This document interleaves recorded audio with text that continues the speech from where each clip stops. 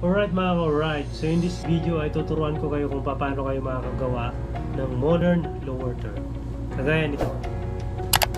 Usually kapag magsa-search ka ng mga ganyang lower third ay ang lalabas ay iba't ibang video. Either inedit nila ito sa Premiere or inedit nila ito sa After Effects. So in this video ay tuturo ko sa inyo ang napaka-simple at hindi mo na kailangan ng komplikadong mga software para magawa mo ito. So ito ay drag and drop lang, kaya napakasimple lang ito guys. Kaya simulan na natin. Let's get started.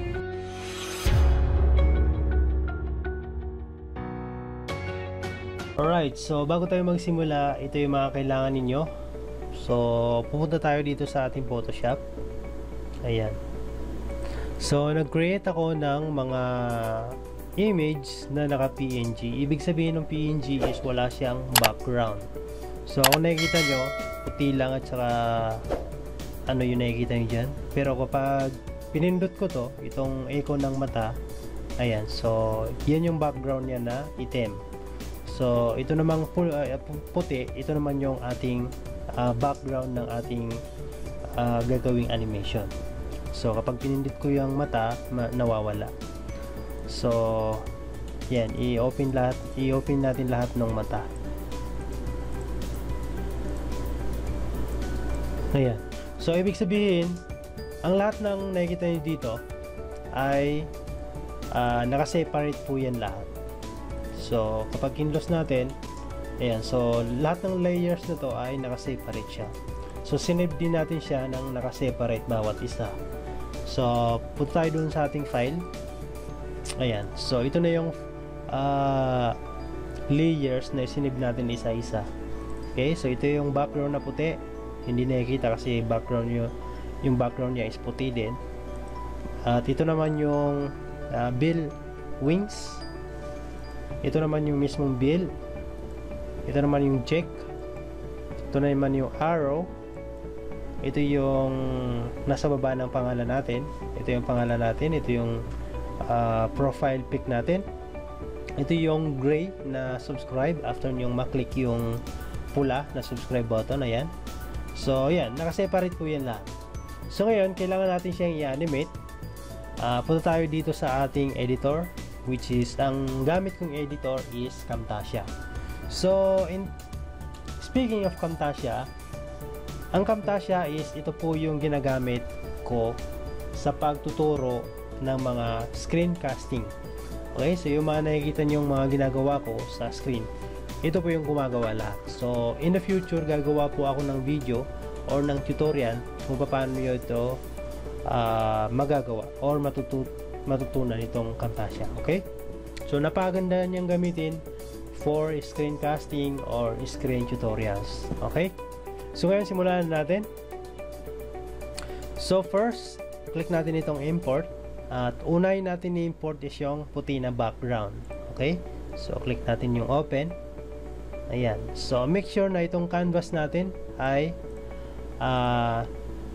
yung project settings niya is nasa 1920 by 1080p. So apply natin and then i-add natin ito sa ating timeline. Ayan, so nandito na siya. And make sure na yung haba ng inyong timeline is nasa 5 seconds. Ayan.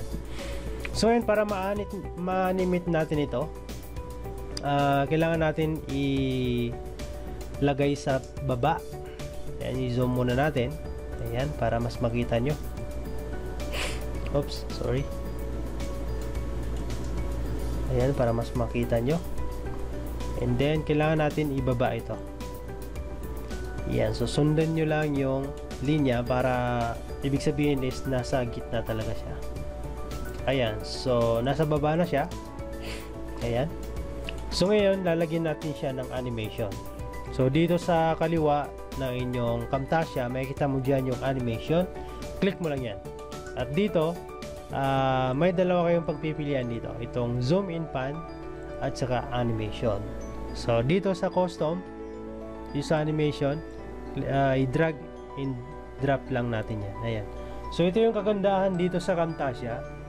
Actually, itong kagaya nga na nasabi ko kanina, itong animation na ginagawa natin ngayon is actually talagang ginawa siya sa either After Effects or Premiere. Pero kung wala kang skill sa mga application na yan or mga software na yan, ay medyo mahirap siyang gawin. Okay? So dito sa Camtasia is drag and drop lang. Kaya gustong gusto ko itong Camtasia dahil napakadali lang siyang gamitin. Drag and drop lang. Okay? So hindi mo na kailangan dito ng mga napaka-komplikadong application or software kagaya ng Premiere at saka After Effects. Kasi napaka-komplikado po ng mga software na yan. Okay? So ngayon naka-add na tayo ng animation. So para mag-animate yan, so kung nakikita nyo, walang nangyayari kahit naglagay na tayo ng animation. So para ma-animate yan, kailangan natin igalaw yung ating object dito sa ating canvas. Okay? So for example, tataas ko itong background ng ating lower third na puti sa taas. So tingnan nyo itong nasa timeline natin at gagalaw yung kulay pula na below. Okay? So ibig sabihin nagre-record siya. Kung ano yung ginagawa natin sa canvas, inire-record niya. Okay? So itataas natin. Ayan. Ayan. So kung nakikita nyo, gumagalaw din yung pula sa ating timeline. So ibig sabihin ay nagre-record siya. So inire-record niya yung ginagawa natin para magmistulang animation siya. Okay? So ngayon, tingnan nyo. Ayan. So binalik ko itong ano natin sa ating timeline. Ayan. So nag-animate na siya. So ipa-play natin. Ayan. So di ba? So ganyan mag-animate dito sa Camtasia. So para pa-slowmoin natin yung mga object natin, habaan lang natin yung ating animation. At kung gusto naman pabilisin, iksian mo lang. Ayan, so mga 30. Ayan, 30. Ayan, so tamang-tama na yan.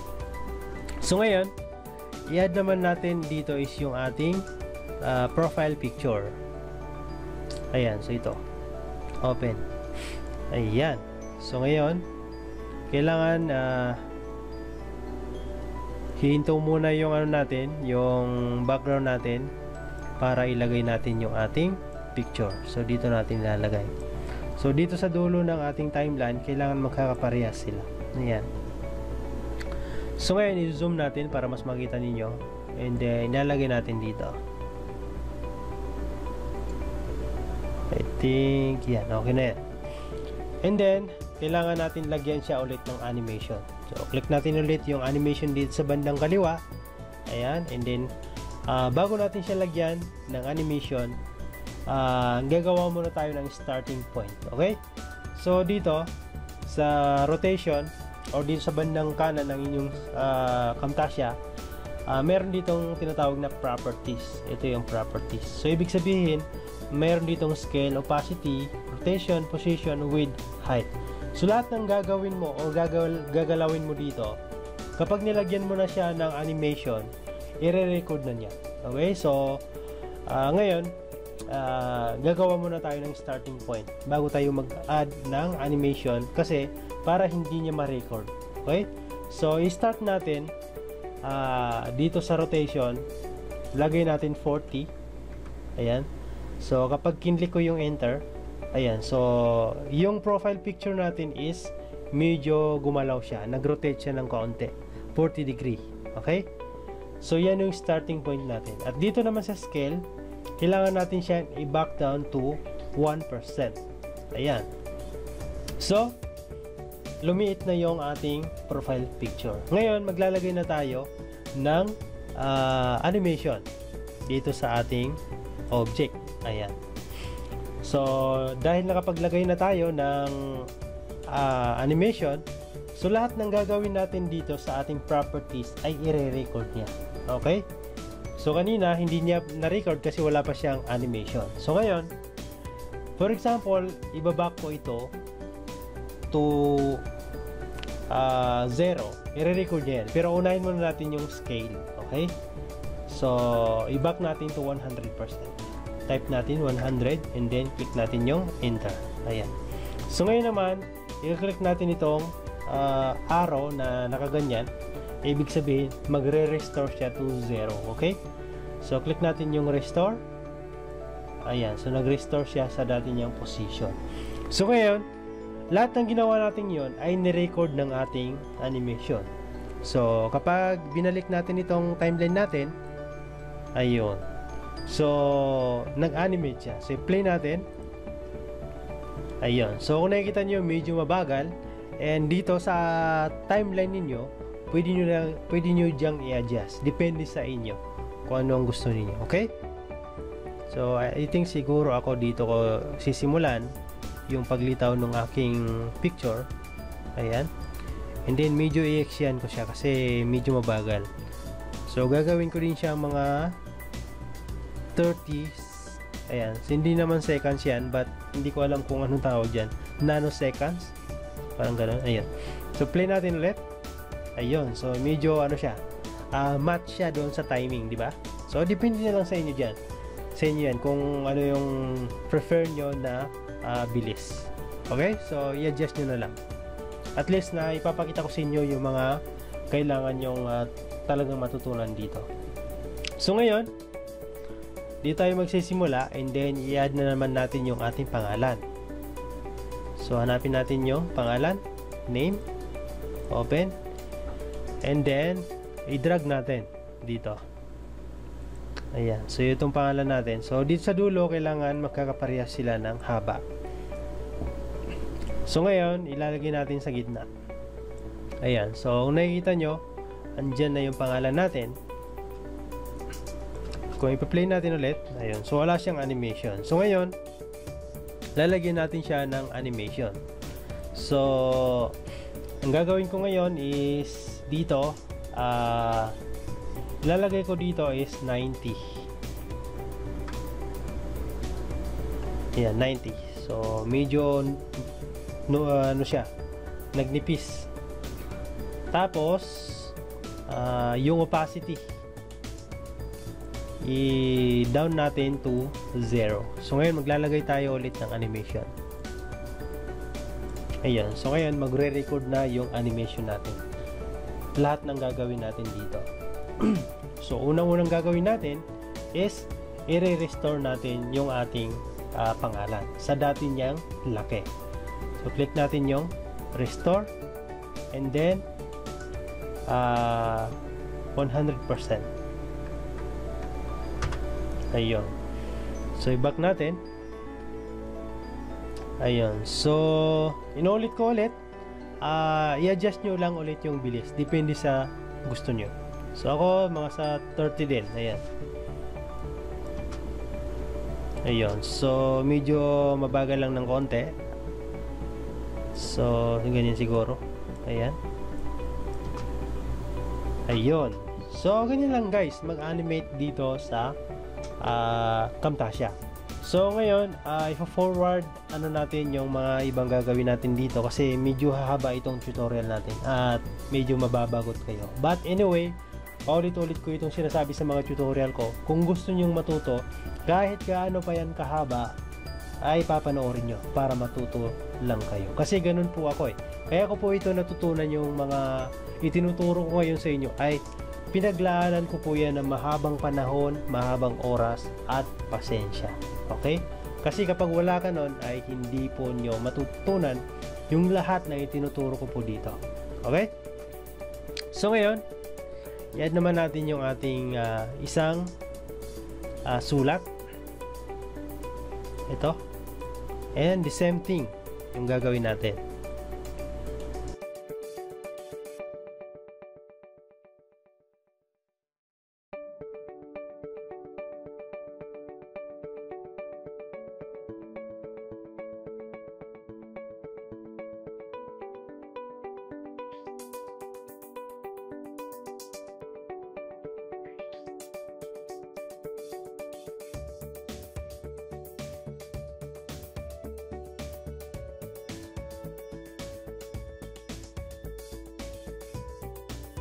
And then ngayon dito sa check, pwede kayong maglagay dyan ng transition.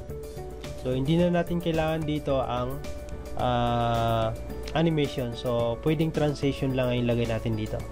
Ayan, so iksiyan lang natin to 12. Ayan. So play natin. Ayun. So tamang-tama yung paglitaw ng check. So ngayon, ilalagay na natin yung ating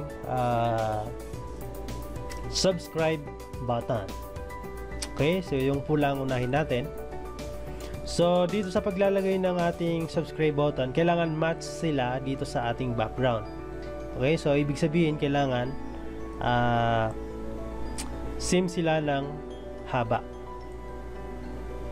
Mula dito sa unahan hanggang dito sa dulo, same sila. At saka same din sila dapat ng animation. Okay? So i-back natin. And then nandito yung ating subscribe button. So ibaba natin doon sa baba.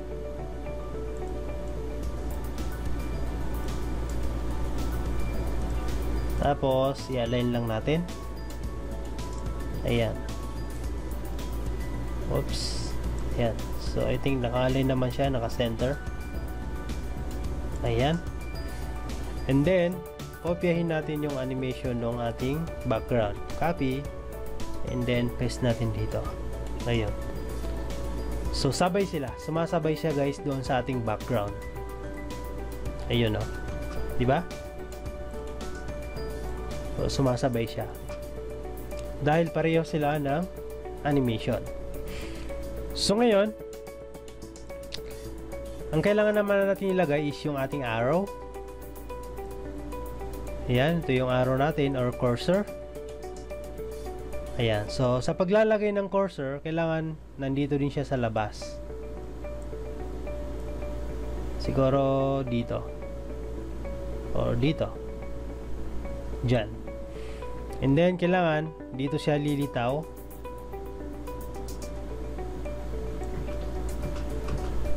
Dito.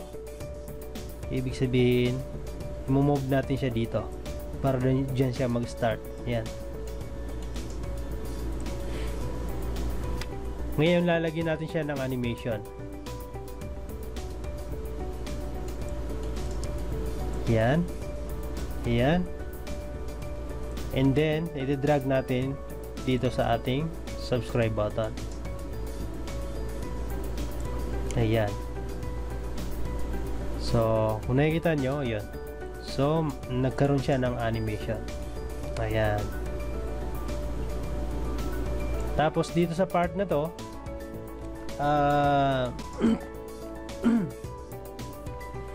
sa part na to, hatiin natin itong subscribe button natin at papalitan natin ng ating gray. Itong gray. Ayan. Lalagay natin dito. Ayan. And then, so kailangan i-align natin yan. Ayan. So naka-align na siya guys. And then, maglalagay tayo dito ng short animation dito. Ito pala kailangan medyo yan natin. Iurong natin dito yan.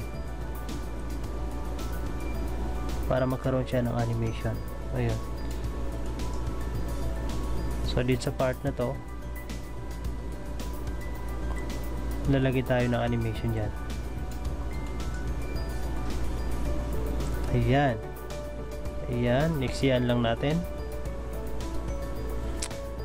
So ang mangyayari dyan guys, i-animate natin. Pero kailangan matansyan nyo yung gray. So i-animate natin.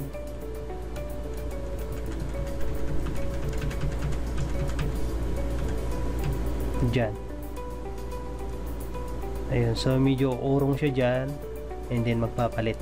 So dito sa gitna maglalagay tayo ng transition, fade. Ayan, tapos iksiyan lang natin ng mga 10 or 12. Ayan. Ayun, so napakaganda ng fade niya guys. Ayun o. Oops, pero nauna yung ating cursor. Ayun, tapos mag-add naman tayo dito sa ating cursor.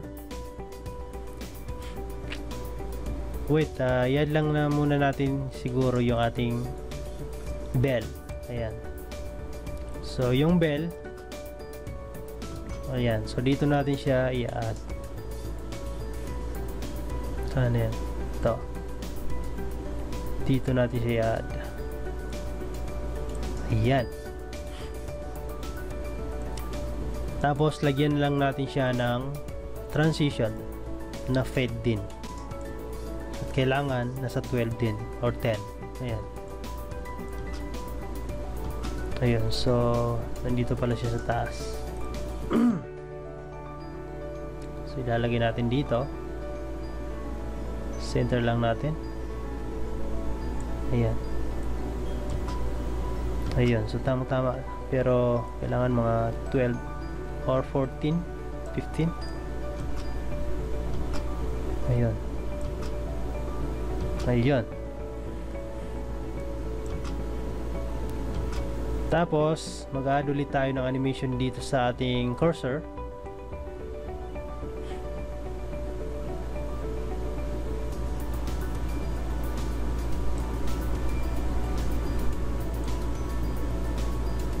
Dito sa ating cursor.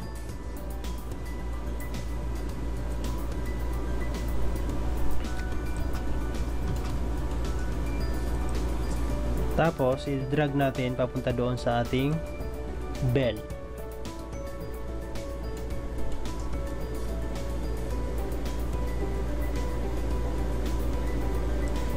Ayan. So, balik natin. Ayun. So, dito, ilalagay naman natin yung wings ng ating bell. So, dito. Yan. Play natin. Oops. Saan na yan napunta? Andun pala sa taas. So, lalagay natin dyan. And, i-position lang natin. Ayan. Ayun. So ngayon, dito sa PowerPoint na to, maglalagay na naman tayo ng out para sa ating cursor. Mag-add ulit tayo ng animation para mag-out yung ating cursor.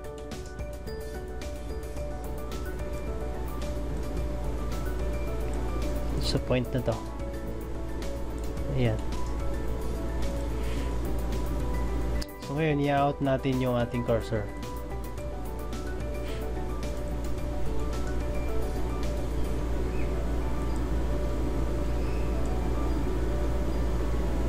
Ayun. So, play natin. Ayun. So, medyo mabilis. Kailangan dahan-dahan lang.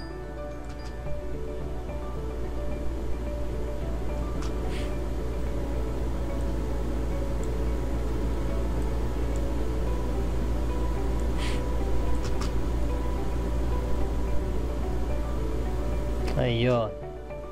So, pwede natin siyang i-group. I-group. Ayan.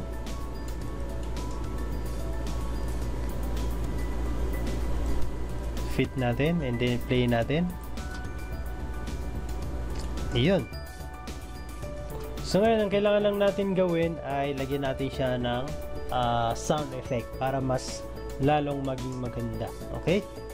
So, meron akong mga sound effect dito. Dinownload ko din ito para dito.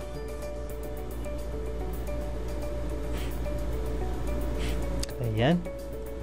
So, una ito. So, kukunin lang natin dito is itong ano niya dito.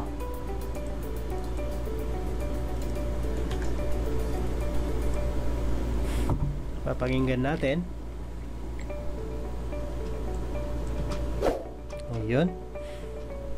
And then syempre, kailangan natin yung click. So ilalagay natin dito itong click. Yan. And then play natin ulit. Ayun. So ang ganda, di ba? Match na match. Copy. And then dito, i-paste natin yan. Dito. Ayun. And then yung bill. Saan yung bill? Ayun. So ito.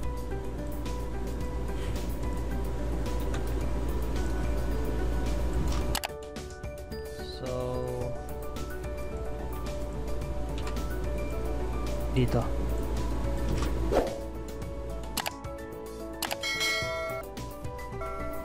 Ayun. So maglalagay tayo ng out para matapos na itong ating video.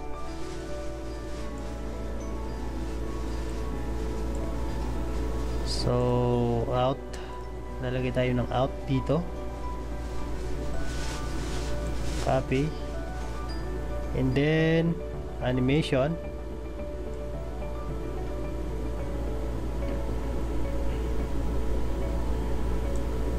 Ayan.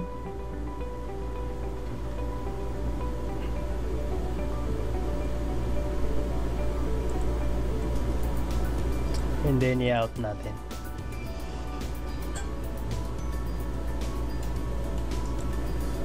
Ayun. So I think tapos na yung ating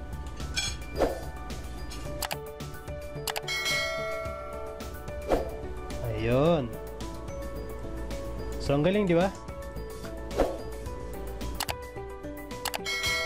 Ayan, so ganyan lang mag-animate dito sa Camtasia. At in the future, magtuturo pa ako sa inyo kung paano gamitin itong Camtasia for tutorials video.